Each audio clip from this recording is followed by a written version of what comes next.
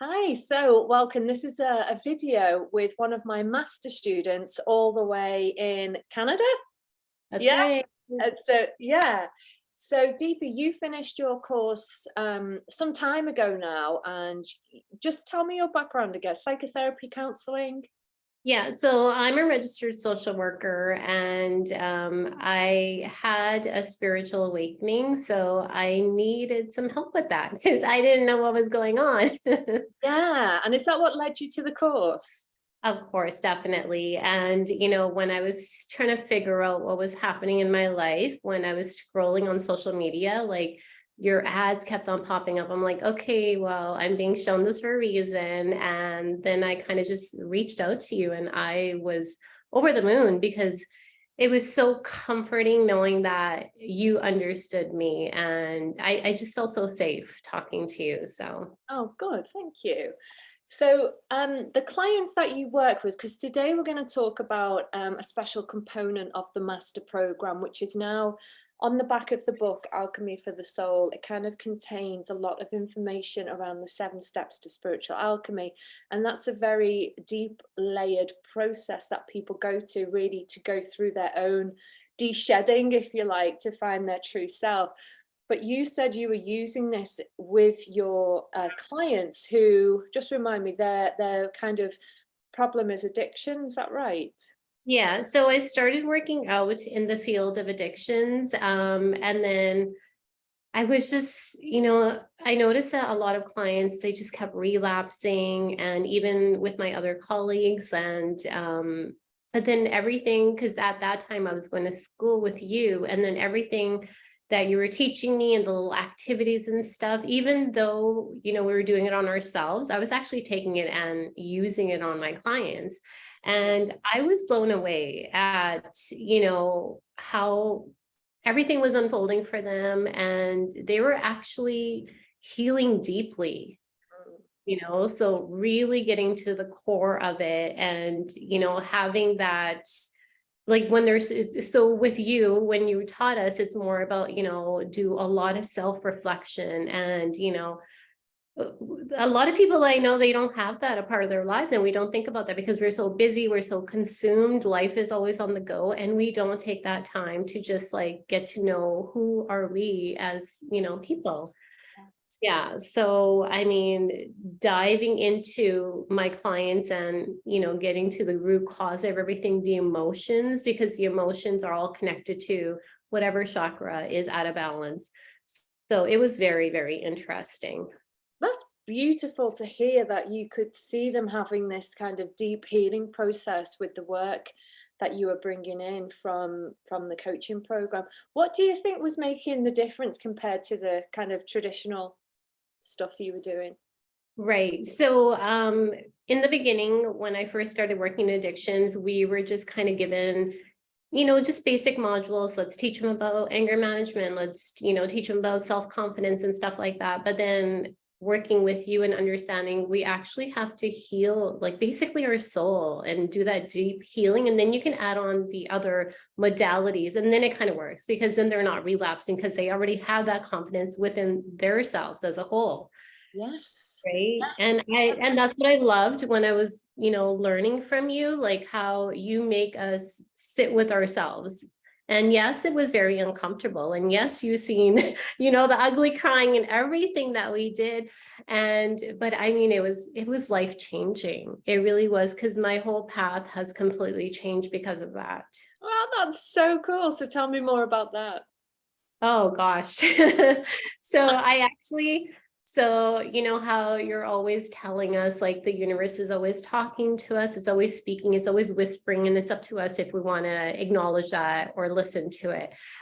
Because if we're not, then it turns into this, big war or like this chaos in our lives. And then the universe is like, okay, do I have your attention now? Right? When it flips everything over. So yes, I started working out in the field of addictions and social work.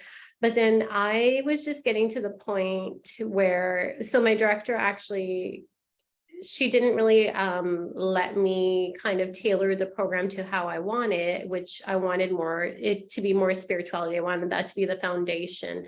And because that was true to my heart, right? And everything I was learning and my awakening and everything.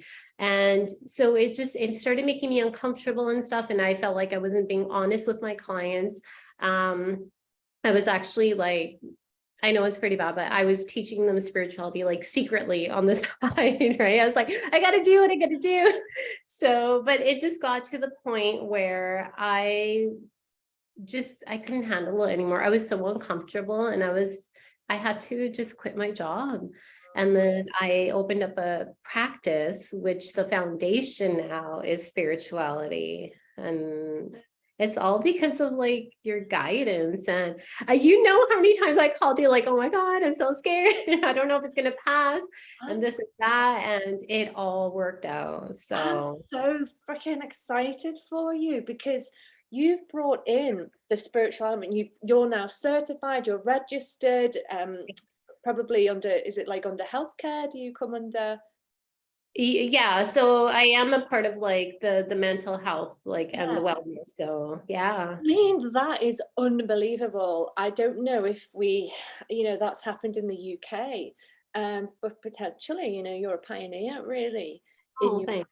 you are in your field. We need to talk about this properly together, because you've managed to achieve that. And I was like, is she going to manage to pull this off? Yeah. So you now kind of impart the 7 steps to spiritual alchemy with your private clients with Right. recovery. Yeah. So especially the ones that I know that they're struggling and they're like, well, do anything, like, what do you got? So then I know, okay, they have that, because you need that open mind, right? And then spirituality, whatever you want to call it, it can go in and do its thing, and they don't have that resistance to it. Yeah. And man, it's been amazing. It's been amazing. And the healing that's taking place in the clients, and even me, like, still we're always healing, I feel like, right? Because we always have life pushing it up against us. So, and it's so wonderful that I have all these tools, and now my kids have all these tools to go to, right? So, and they don't have to wait till they're as old as us to learn it. They're younger.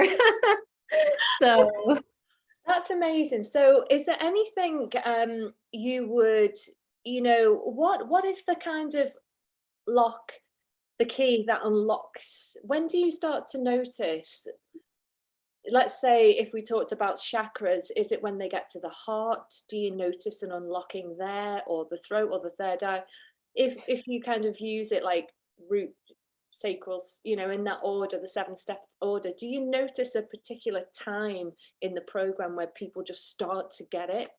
yeah, it's usually for me that I've noticed with the clients that I've had right now, it's towards like the solar plexus where they start stepping into their power, and then from there on. So the first part when we're doing like, starting from the root and whatever, it's a lot of, just getting like unwinding and unfolding everything and just kind of putting it out there, letting them analyze it, letting them kind of understand like what's really happening.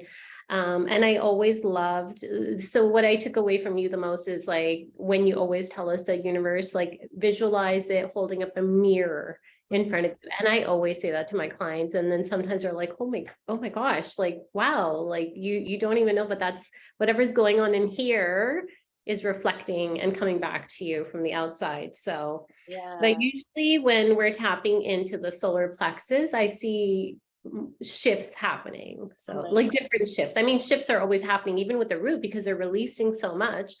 But I mean, the confidence, like you can tell that, they're starting to wake up and step into like that power. So That's interesting, because the first 2, 3 chakras, they're the ones that contain all the imprinting, all the life yeah, experiences, all the beliefs and everything.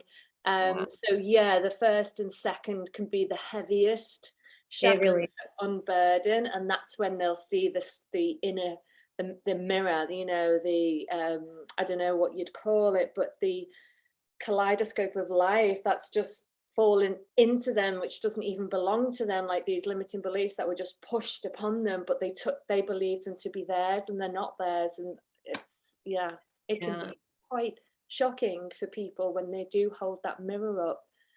and they It, see, fuck, this is why I think this about myself. It's not even true. Why have I held on to it for so long?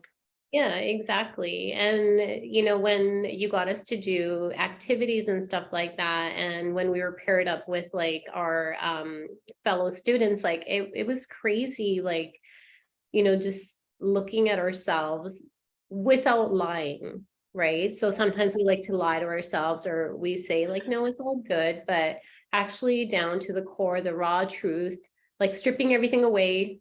So that was it was hard, but that's where you have the release, You do. You certainly right? do. If you're willing to go there and look at yourself and do the work to be able to release it and create a new future, I mean, that's where the work comes in. But it, like you say, it can be painful, it can be shocking, it can be draining, exhausting, challenging, because you do have to be honest with yourself and not lie to yourself, which is a really good point. Right, exactly. Yeah. And I know, and you know, I mean, just look at social media, like everybody's always posting like, oh my God, my life is so good and this and that. But I mean, underneath that, like what's really happening. So that's when, you know, the So, shocker comes in. yeah. So What are your yeah. plans with the 7 steps? How are you going to continue to use it? Have you managed to run any groups yet, or would you use it like that? Yeah, I definitely want to. I'm just putting everything together because it's a lot of work. I mean, trying to do, and I'm still carefully like, you know, just reading everything, you know, that you've given us, and, you know, just going back to some of the stuff and pulling out what is really going to help me. But it's definitely a part of my program. And I think it needs to be out there more. It really does. That's the So plan. That's the plan now. And if you ever want to run a retreat or a workshop and you want me to come over and help you, I would happily do that, girl. well, you're freaking amazing. You're doing so much. It's crazy. Sometimes like it's funny because like when I see your new pictures, I'm like, okay, my prof is hotter than yours. Like it's amazing. I'm so proud of Oh, you. well, I hate having a picture taken, but yeah, and they needed to be done. Oh, thank Yeah. you so much for today. Let people know. So what's your business called now, and where can they find you if they want to work with you? Yeah. So my business is called Mind, Body, and Soul Holistic Healing. And I am on Instagram and Facebook. So Under I that can name. I'll share that with you and Yes. then you I'll yeah. put the links under. Thank you so much for today, beautiful, and I'll connect again with you soon. All right. Thank Take care you. now, babe. Bye. Bye, everyone.